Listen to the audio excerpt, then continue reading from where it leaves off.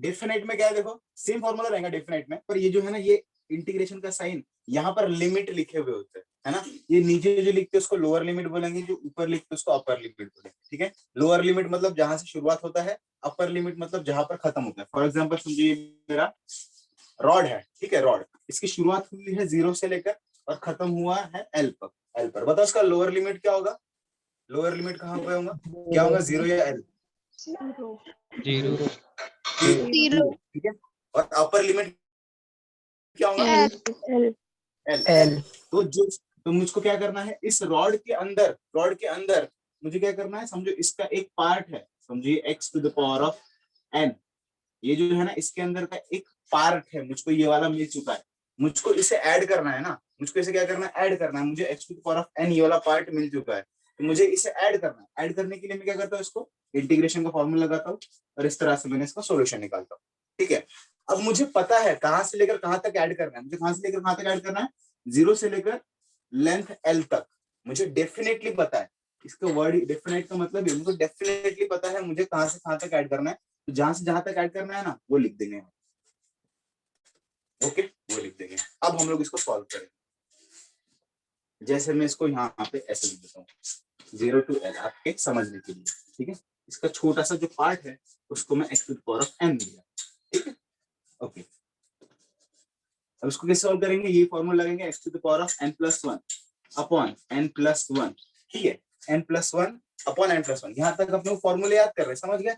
यहाँ पे जो प्लस लिखते थे ना, यहाँ पे प्लस नहीं लिखने का, यहाँ पे हम लोग क्या लिखते थे, इंडेफिनेट में प्लस सी लिखते थे ना, यहाँ वो प्लस नहीं आएगा, इसके सी की जगह पे इस तरह का एक ब्रैकेट बन जाएगा, इस तरह का एक ब्रैकेट बन जाएगा इंस्टेड ऑफ सी, ठीक है। अब ब्रैकेट बनने के बाद जो लिमिट थी, ये थी लोअर लिमिट या अपर लिमिट, वो राइट साइड में शिफ्ट हो जाएगी। लोअर लिमिट यहाँ पे लिखने का, अपर लिमिट यहाँ पे लिखने का। ये अपना सॉल्यूशन हो चुका है। इसके बाद एक स्टेप क्या करना है, सब्स्टिट्यूशन। ये जो एल है ना, एल है ना, वो एक्स की जगह पे पुट करो, माइनस 0 है ना, वो एक्स की जगह पे पुट करो माइनस। किस तरह से आएगा, एल एक्स की जगह पे पुट किया upon N plus 1 minus 0 L की जगह पुट किया अपॉन एन प्लस, ठीक है। इसका आंसर क्या होता है, X to the power of N to the power of N plus 1 upon. ये चीज समझ में आई, ये चीज समझ में आई, यस और नो? चलो इसका जल्दी से फिर मुझको सॉल्यूशन निकाल के बताओ। चलो इसका जल्दी सॉल्यूशन निकाल के बताओ। इंटीग्रेशन 0 to 3 है ना, एक्स स्क्वायर dx। चलो चलो सबसे पहले मुझको बताओ एक्स स्क्वायर का इंटीग्रेशन क्या होगा, एक्स क्यूब डिवाइडेड बाय 3, ठीक है। तो अगर मेरे समझो ये लिमिट नहीं होते, अगर समझो ये मेरे लिमिट लिखे हुए नहीं होते, तो मैं ये मेरा फाइनल आंसर कंसीडर करता था और इसको प्लस करके लास्ट में सी बोल देता था, है ना। लेकिन मेरे लिमिट है, लिमिट रहा तो क्या करने का, इसको बॉक्स बनाने का और लेफ्ट साइड को राइट साइड में लेने का। ले लिए, हाँ। अब क्या करने का, ये है लोअर लिमिट, ये है अपर लिमिट। हाँ चलो पुट करो, बताओ क्या पुट करूं मैं अभी, 3, बताओ क्या कैसे, 3 cube by 3 minus 0 cube upon 3, ठीक है। अभी तो अपन इसको डिटेल में लिख रहे हैं, आप लोग एक झटके में देख रहे अपन आंसर फाइंड करने वाले प्रैक्टिस के बाद। 3 क्यूब कितना होता है, 27 डिवाइडेड बाय, मतलब 9 हमारा आंसर आता है, 27। इस तरह से हम लोग डेफिनेट भी समझ गए, हम लोग इंडेफिनेट भी इंटीग्रेशन समझ गए। चलो स्क्रीनशॉट लेकर रख लो। याद रखना जब कभी भी यहाँ पर लिमिट नहीं लिखा है तो यहाँ पे प्लस सी लिखना है, वरना आंसर रॉन्ग। यहाँ 0 to l जहां पर ये भी है ना, तो ये जो है ये रहेगा तो इस तरह से लिखना है, ठीक है। और एक बात में डिस्कस करते हैं, ये जो सी है ना, सी समझो अपने पास, समझो मैंने इंडेफिनेट से निकाल लिया, समझो अगर मुझको सी की वैल्यू निकालनी है ना, तो हम लोग बाउंड्री कंडीशंस का इस्तेमाल करते हैं। जैसे 0 to l ये एक बाउंड्री कंडीशन है ना, तो हम लोग फाइंड करते हैं कुछ ना कुछ बाउंड्री कंडीशन, और फिर हम लोग सी की वैल्यू फाइंड करते हैं, फिर सी की वैल्यू भी ऐड करते हैं, ठीक है। समझ में, कुछ ना कुछ बाउंड्री कंडीशन में इसके अंदर पुट करूंगा, समझो x = 2 पुट कर दूंगा ये बाउंड्री कंडीशन, फिर ये पुट कर दिया तो सी की वैल्यू ये मिल जाएगी, वो उसमें सब्स्टिट्यूट करूंगा। इन शॉर्ट सी की वैल्यू भी हम लोग फाइंड कर सकते हैं बाउंड्री कंडीशन पुट कर कर। क्या कर सकते हैं, सी की वैल्यू भी हम लोग फाइंड कर सकते हैं। हमको बाउंड्री कंडीशंस पता होना चाहिए, लिमिट्स पता होना चाहिए अलग अलग तरह के, ये फिक्स लिमिट है। हमको अगर बाउंड्री कंडीशन कोई मिल जाती है तो उसके सहारे भी हम लोग सी की कुछ वैल्यू निकाल सकते हैं। ये हमको देखो अभी ऑसिलेशन में ये चीज जरूरत पड़ेगी, सी की वैल्यू निकालूंगा मैं ऑसिलेशन के डेरिवेशन। चलो अभी एक बार स्क्रीनशॉट ले लो, नहीं लिया होगा मैं थोड़ा अभी डिफरेंशियल इक्वेशन के बारे में थोड़ा नॉलेज दूंगा।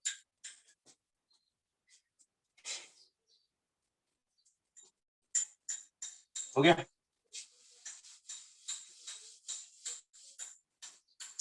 डिफरेंशियल इक्वेशन, डिफरेंशियल इक्वेशन क्या होता है? the equation in which derivatives are present, in which derivatives are present, called as differential equation। समझ में आया? ऐसा इक्वेशन जिसके अंदर डेरिवेटिव्स प्रेजेंट रहेंगे, मतलब dx by dy, dx by dy, ये dx वाले जो टर्म्स अगर प्रेजेंट रहेंगे इक्वेशन में, तो हम उस इक्वेशन को डिफरेंशियल इक्वेशन बोलेंगे। जनरली कोई भी इक्वेशन हम लोग कैसे लिखते हैं समझो, अगर मैं इक्वेशन ऑफ लाइन लिखना चाहता था तो ax plus by plus c equal to 0, एक इक्वेशन ऑफ लाइन ऐसा कुछ तो लिखता हूँ, या फिर कोई भी एक इक्वेशन लिखता हूँ। इसके अंदर देखो ये जो होता है ना, इसको हम लोग बोलते हैं कांस्टेंट। क्या क्या होता है इक्वेशन में समझो, कांस्टेंट ये होता है वेरिएबल, कांस्टेंट वेरिएबल। कांस्टेंट का क्या मतलब है? ये कोई नंबर हो सकता है, ऐसी चीज जो चेंज नहीं होती, वैसा कोई भी नंबर हो सकता है, पाई हो सकता है, 22/7, ऐसी कोई भी चीज हो सकती है कांस्टेंट। एक्स जो होता है ना, एक्स वेरिएबल होता है। वेरिएबल का मतलब ये बदलने वाली चीज, वेरिएबल है ना। इस वेरिएबल के अंदर मेरी मर्जी का मैं कुछ भी वैल्यू डालकर आंसर निकाल सकता हूँ। समझो अगर मेरा कंडीशन है 2, एक्स की वैल्यू 2, वाई की वैल्यू 3, ऐसा मैं खुद की वैल्यू पुट करके आंसर निकाल सकता हूँ। तो इसको हम लोग वेरिएबल बोल सकते हैं। कभी 2, 3 डाल सकता हूँ, कभी मैं मुझको अगर वैल्यू पता रहेंगी 4, 5 डाल सकता हूँ, तो मैं अलग अलग वैल्यू इसमें डाल सकता हूँ। कांस्टेंट मैं कुछ भी वैल्यू नहीं डाल सकता, कांस्टेंट जैसा का वैसा है। ठीक है, इक्वेशन को इस तरह से लिखा जाता है। अगर मैं आपको बात करूं व्हाट इज डिफरेंशियल इक्वेशन, तो नॉर्मल इक्वेशन हो गया। ऐसा इक्वेशन जिसके अंदर डेरिवेटिव्स प्रेजेंट रहेंगे। समझो ये इक्वेशन है ना, ये x की जगह पे dx अपॉन dt इस तरह का एक डेरिवेटिव प्रेजेंट रह सकता है, प्लस y की जगह पे dy बाय dt इस तरह का कोई डेरिवेटिव प्रेजेंट हो सकता है। तो इस तरह के इक्वेशन को हम लोग क्या कहते हैं? Differential equation. तो डिफरेंशियल इक्वेशन समझ में आया? इस तरह का इक्वेशन जिसके अंदर डेरिवेटिव्स प्रेजेंट रहते हैं। ठीक है, यस और नो? ये समझ में आ रहा है? Yes, sir. हाँ समझ सर। में आ रहा है ना? हाँ, तो मैं आपको डिफरेंशियल इक्वेशन के कुछ एग्जांपल देता हूँ किस तरह के डिफरेंशियल इक्वेशंस होते हैं। उसके बाद हम लोग हमारे ऑसिलेशंस पे आते हैं। इसको स्क्रीनशॉट लो। हो गया सर। आप देखो डिफरेंशियल इक्वेशन किस तरह की, समझो ये देखो जनरली कोई भी इक्वेशन कैसे रहेगा, समझो x² plus 2x plus c is equal to 0, इस तरह का इक्वेशन रहता है ना। ये भी एक इक्वेशन हो गया। डिफरेंशियल इक्वेशन इस तरह का भी होता है, d2x, देखो क्या हो रहा है, d2x upon dt square plus 2 dx by dt plus c equal to 0, इस तरह का भी इक्वेशन होता है डिफरेंशियल इक्वेशन। ठीक है, मेरा इस तरह का भी इक्वेशन हो सकता है, d2x upon dt square plus 2x, देखो d2x dt पे x भी आया, इसके अंदर वेरिएबल भी आते हैं, dx by dt plus y is equal to 0, इस तरह का भी मेरा डिफरेंशियल इक्वेशन हो सकता है ना। मेरा इक्वेशन ऐसा भी हो सकता है 2yx इंटू d2x, d2 की जगह d3 भी हो सकता है, अपॉन dt क्यूब भी हो सकता है, 2x d2x upon dt square plus dx by dt। देखो इस तरह का भी इक्वेशन हो सकता है। मतलब ये इक्वेशन में क्या क्या चीजें है, ये डेरिवेटिव वाला टर्म, ये भी डेरिवेटिव वाला टर्म, ये भी डेरिवेटिव वाला टर्म, और उसके साथ देखो वेरिएबल्स है, वेरिएबल्स भी हो सकते हैं, उसके साथ देखो कांस्टेंट भी है ना। तो इस तरह से मिक्स करके हम लोग डिफरेंशियल इक्वेशन बनाते हैं। Differential equation is nothing but ऐसा इक्वेशन जिसके अंदर डेरिवेटिव्स प्रेजेंट। ठीक है, डेरिवेटिव प्रेजेंट। अब हम लोग समझते हैं ये d2x और d3x का क्या मसला है। ठीक है, स्क्रीनशॉट बनाओ, थोड़ा सा बताता हूँ d2x dt स्क्वायर कैसे लिखते हैं। स्क्रीनशॉट बना लिया होगा। ठीक है, अब देखो जनरली मैंने आपको कहां तक बताया, dx बाय dt इस तरह का कोई भी एक डेरिवेटिव हम लोग लिखते हैं, मैंने ये बताया। ठीक है, d2x बाय dt स्क्वायर क्या है, अगर मैं इसको फिर से एक बार डेरिवेट कर दूं अगर मैं इसको फिर से एक बार डेरिवेट कर दूं तो मुझको d2x/dt² मिलता है। अगर मैं इसको फिर से एक बार डेरिवेट करूं तो मुझको ये वाला मिलता है। मुझको ये मिल चुका है। इसको मैं और एक बार डेरिवेट करूं और एक बार डेरिवेट करूं तो मुझको ये वाला इक्वेशन मिलता है। इसको अगर मैंने और एक बार डेरिवेट किया तो मुझको इक्वेशन क्या मिलेगा, d4x/dt⁴ ठीक। चलो मैं आपको बताता हूँ। जैसे समझो मेरा dx/dt ये एक इक्वेशन रखा हुआ है, ठीक है। ये एक इक्वेशन कंसीडर करो, ये इक्वेशन समझो मेरा क्या था, dx d/dt ऑफ में अगर समझो इसको डिफरेंशिएट करता था x, तो मेरा इक्वेशन क्या बना, या फिर मैं अच्छे से लिखता हूं। समझो मेरा एक x इक्वेशन है, देखो x इक्वेशन है, इसको मैं डिफरेंशिएट करता हूँ, डिफरेंशिएट, तो ये क्या हो गया d dt ऑफ x, ठीक है। इसको मैं अगेन डिफरेंशिएट करता हूँ, ये मुझको आंसर क्या देगा, ये dx/dt, ठीक है। इसको मैं अगेन डिफरेंशिएट करता हूँ तो ये कैसा हो जाएगा d dt ऑफ ये वाला जो है उसको dx/dt, ये मुझको आंसर क्या देगा, देखो ये जो dd है ना ये d² बन जाएगा x जैसे के वैसे अपॉन ये जो है ना इसका आंसर क्या आएगा dt का स्क्वायर, ठीक है। इसको मैं अगेन अगर डिफरेंशिएट करना चाहता हूँ तो मैं क्या करूंगा d dt ऑफ d2x, देखो इसको फिर से डिफरेंशिएट कर रहा हूँ, अपॉन dt²। चलो बताओ इसका आंसर क्या आने वाला है, इसका आंसर क्या आएगा, d3x upon dt³ divided by dt। dt, ठीक है। इस तरह से ये हम लोग अलग अलग लिखते हैं, ठीक है। स्क्रीनशॉट लो, स्क्रीनशॉट लो। अब मैं थोड़ा सा आपको फिजिक्स के टर्म्स के बारे में बताता हूँ, ये डिफरेंशियल इक्वेशन से अब आई होप देखो अभी इधर देखो, अभी काम की चीज आ गई, काम की चीज आ गई। अगर मैं x को डिस्प्लेसमेंट बोलूं,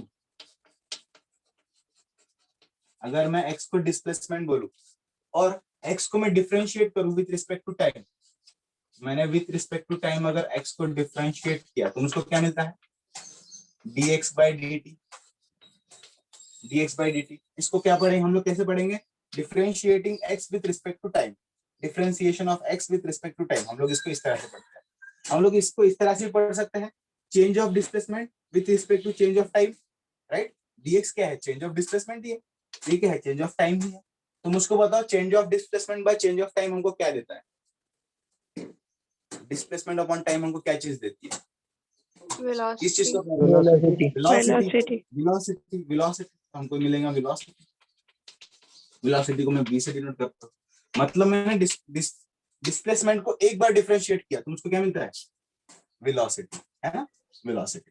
चलो मतलब ये चीज क्या है मेरी वेलोसिटी, मैं इसको फिर से डिफरेंशिएट करता हूँ,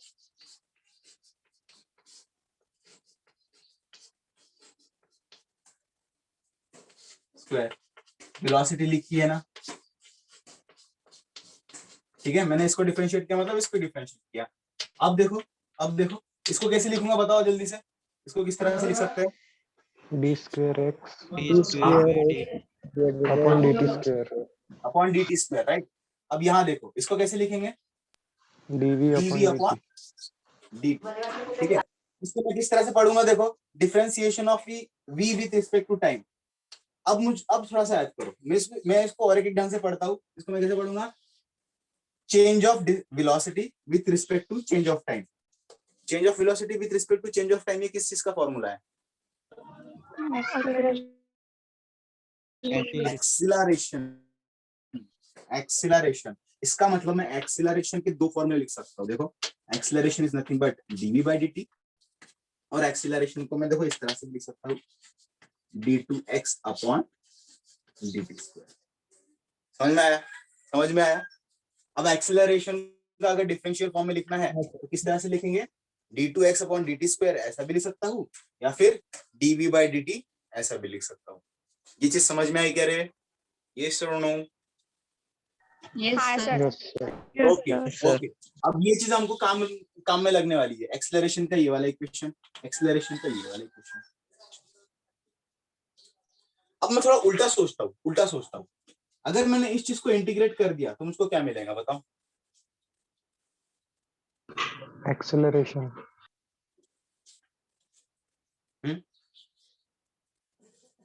इसको मैंने डिफरेंशिएट किया तो एक्सेलरेशन मिलता है। डिफरेंशिएशन का उल्टा क्या होता है?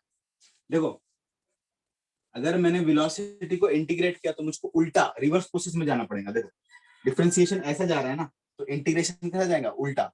इसका मतलब मैंने एक्सेलरेशन को इंटीग्रेट किया तो मुझको वेलोसिटी मिलेगी, वेलोसिटी को इंटीग्रेट किया तो मुझको डिस्प्लेसमेंट मिलेगा। उल्टी डायरेक्शन में सोचो। देखो, यहाँ से डिफरेंशिएशन किया ना, इंटीग्रेशन उसके उल्टी डायरेक्शन में जाता है। अगर मैंने इस चीज को इंटीग्रेट किया, एक्सेलरेशन को इंटीग्रेट किया, जमा किया, तो मुझको वेलोसिटी मिलती है, वेलोसिटी को जमा किया तो मुझको डिस्प्लेसमेंट मिलता है। ठीक है, ओके, हम लोग देखेंगे इसके बारे में। चलो, इसका स्क्रीनशॉट बना लिए क्या आपने? नहीं बनाया तो बनाओ, मैं थोड़ा और बात करता हूँ इस बारे में।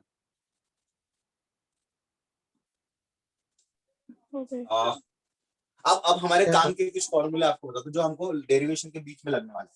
ये चीज हमको डेरिवेशन के बीच में लगने वाली है, ये चीज हमको डेरिवेशन के बीच में लगने वाली है। ठीक है, हाँ, चलो मैं इसको और लिस्ट आउट कर देता हूँ। मतलब अगर मैं वेलोसिटी लिखना चाहूँ, वेलोसिटी में किस तरह से लिख सकता हूँ? Velocity is nothing but dx by dt। ठीक है, velocity is nothing but D. अगर मैं एक्सेलरेशन लिखना चाहूँ, acceleration nothing but D by dt। और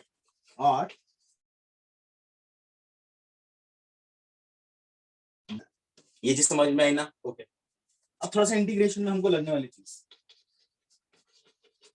इंटीग्रेशन। चलो, ये इंटीग्रेशन देकर है, इंटीग्रेशन ऑफ v है ना, v इंटू डी। इसका आंसर बताओ, बस फॉर्मूला लगाओ x to the power of n वाला, उसका आंसर क्या था वो बताओ इंटीग्रेशन का।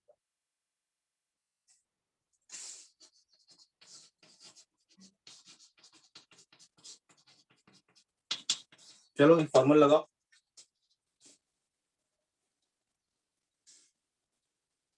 v square v upon to the 2 power, plus d। हाँ, v square upon 2, v square upon 2। Answer खत्म हुआ क्या पर? प्लस नहीं sir, plus c। Plus C. ठीक है, अब इसको बताओ, आंसर बताओ इसका। a square by 2 plus c plus constant divided by plus 2 plus c। C, very good. ठीक है, इस चीज को, ये फॉर्मूले को यहाँ फिर से, ये फॉर्मूला लगने वाला है बार बार, x to the power of n dx, that is x to the power of n plus 1 upon n plus 1 plus. Okay, बस एक फॉर्मूला ये याद करने के लिए बताता हूँ।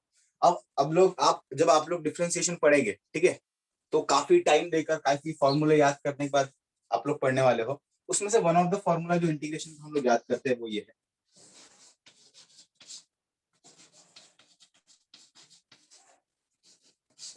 देखो, integration of 1 upon under root of a square minus x square. a मतलब एम्पलीट्यूड है, ठीक है। Integration of 1 upon under root of a square minus x square dx। इसका आंसर आता है sine inverse of x upon a, x upon a। इसका differentiation का answer क्या था? Sign inverse of x upon a plus c। Okay, plus c। ये समझ में आया? ये अपने को याद करना है, ये अपने को डेरिवेशन के बीच में अपने को हेल्प करेगा। ओके, इसका स्क्रीनशॉट बनाओ। अब मैं ऑसिलेशन पे आता हूँ। आई होप आपको जितना इंफॉर्मेशन चाहिए था उससे मैंने ज्यादा ही दे दिया है कैलकुलस के बारे में। अब मैं यहाँ तक हमने कवर कर लिया। Now we will talk about differential equation of SHF. चलो मिटा दो। Now VIMP topic of this chapter, VIMP very important. क्या है? डिफरेंशियल। हमारे पास टाइम कितना बचा है? टाइम कितना बचा है? 2 मिनट। ओके, देखो मैं इसका डेरिवेशन करता हूँ। अगर मैं समझो तो फिर से करूंगा, ठीक है। पर मेरे ख्याल समझ में आ जाना चाहिए। बहुत सिंपल 3-4 स्टेप का ये हमारा क्या था? ये स्प्रिंग था, राइट। स्प्रिंग के ऊपर ये सपोर्ट था, यहाँ पे स्प्रिंग लगा हुआ था, यहाँ पर मास लगा हुआ था, ये मेरा सरफेस था। इस सरफेस को देखो, इस सरफेस, ये मेरा अभी देखो मीन पोजीशन है ना। मीन पोजीशन मतलब एक तरह का इक्विलिब्रियम पोजीशन। यहाँ पे स्प्रिंग पे कोई भी किसी प्रकार का खिंचाव या फिर कंप्रेशन वो महसूस नहीं कर रहा, ये रिलैक्स है, ये भी ऑब्जेक्ट रिलैक्स है। अब मैं क्या करता हूँ, इस डायरेक्शन में धक्का मारता हूँ, पुश मारता हूँ, फोर्स, है ना, फोर्स मारता हूँ। जैसे मैंने इस डायरेक्शन में फोर्स मारा, मेरा रिस्टोरिंग फोर्स एक्ट करने लग जाएगा अपोजिट डायरेक्शन में, आया ना, है ना। मैं इसको बोलता हूँ हाँ। रिस्टोरिंग फोर्स, रिस्टोरिंग फोर्स, ठीक है। रिस्टोरिंग फोर्स मतलब देखो, मैं जितना फोर्स लगाऊंगा अपोजिट डायरेक्शन में रिस्टोरिंग फोर्स उतना ही एक्ट करेगा। अब मैं थोड़ा सा यहाँ पे देखो क्या करता हूँ, ये मेरा फोर्स, फोर्स, ये वाला force, that will be equal to restoring force, that will be equal to restoring force, है ना। ये फोर्स इधर एक्ट हो रहा है, इक्वल फोर्स पीछे एक्ट हो रहा है, रिस्टोरिंग फोर्स। फोर्स, ये वाला जो फोर्स होता है, इसका फॉर्मूला क्या होता है, मास इनटू एक्सेलरेशन। इसका ये मास है, इसको वैसे मैं कोशिश कर रहा हूँ इसको यहाँ एक्सेलरेट करने का, ये हो गया मास इनटू एक्सेलरेशन। ये है रिस्टोरिंग फोर्स। रिस्टोरिंग फोर्स देखो उल्टी डायरेक्शन में, अपोजिट डायरेक्शन में एक्ट कर रहा है, पहली बात। और रिस्टोरिंग फोर्स का फॉर्मूला रहता है माइनस के इंटू एक्स, माइनस के इंटू एक्स, ठीक है। अब मैं इसको इधर लेता हूँ, ये मेरा एक इक्वेशन बन गया,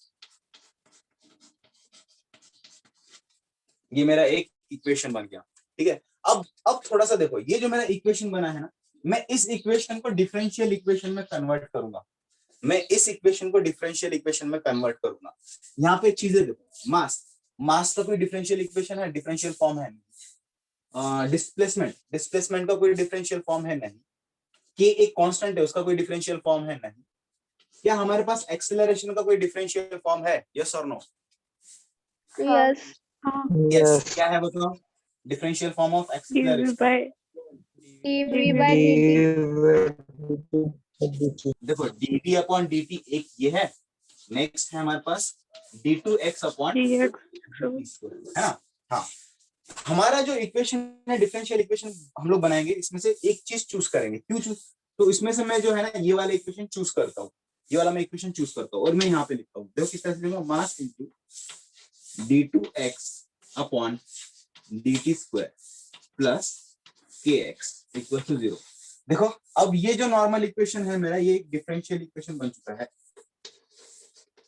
this is a differential equation, agree, है ना। अब मैं इसको और खूबसूरत बनाता हूँ, सुंदर बनाता हूँ। मैं क्या करता हूँ, यहाँ पे जो m लिखा हुआ है ना, मैं इसको यहाँ से हटाता हूँ। मैं क्या करता हूँ, पूरे इक्वेशन को डिवाइड बाय m कर देता हूँ, पूरे इक्वेशन डिवाइड बाय m। अब ये इक्वेशन मैं खूबसूरत बना रहा हूँ।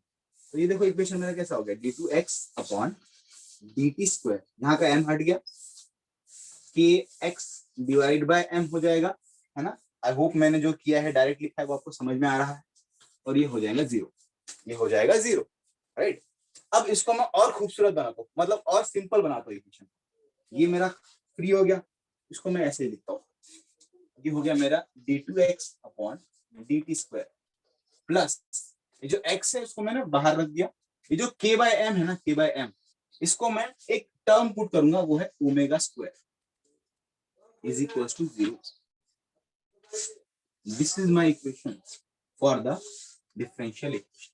दिस इज माय, मैंने क्या किया, k बाय m की जगह पर, k बाय m की जगह पर ओमेगा स्क्वायर पुट किया, k बाय m की जगह पर ओमेगा स्क्वायर पुट किया, ठीक है। क्यों हमने ओमेगा स्क्वायर पुट किया होगा, जरा आप देखने की कोशिश करो, कल बताऊंगा मैं ओमेगा स्क्वायर हमने क्यों किया। This is the differential equation. VIMP topic है ऑसिलेशन का, हर बार पूछता है, इस बार भी पूछने की चांसेस है। डिफरेंशियल इक्वेशन 1 2 3 4 4 स्टेप में आंसर आता है, समझ गए तो बहुत, समझ में आया, इसमें कोई दिक्कत आ रही है, डाउट, यस और नो?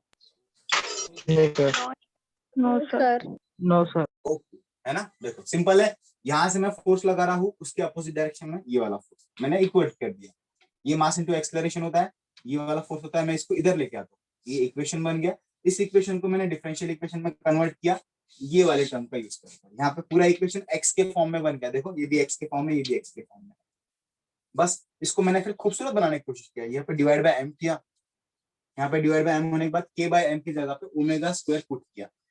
क्यों ओमेगा स्क्वायर पुट किया, टेक्स्ट बुक में रीजन नहीं बताया हमको, लेकिन कल मैं बताऊंगा आपका ये रीजन, आपको ये रीजन है, ठीक है। यूनिट्स वगैरह फाइंड करूंगा, आप देखना, आप कोशिश करना वाई हमने ओमेगा स्क्वायर यूनिट वगैरह पुट करके देखना, ओमेगा स्क्वायर की यूनिट के साथ मैच करके देखना, शायद उसकी वजह से लिखा होगा, ठीक है। तो यहाँ तक हमारा डिफरेंशियल इक्वेशन था, आपने इतना लिख लिया तो आपको फुल मार्क मिलेगा। स्क्रीनशॉट ले लो, हम लोग लेक्चर को खत्म करते हैं। चलो आई होप आपने स्क्रीनशॉट ले लिया होगा। चलो चलो बाय ऑल ऑफ यू। हाँ सर। Bye, sir. Bye bye bye.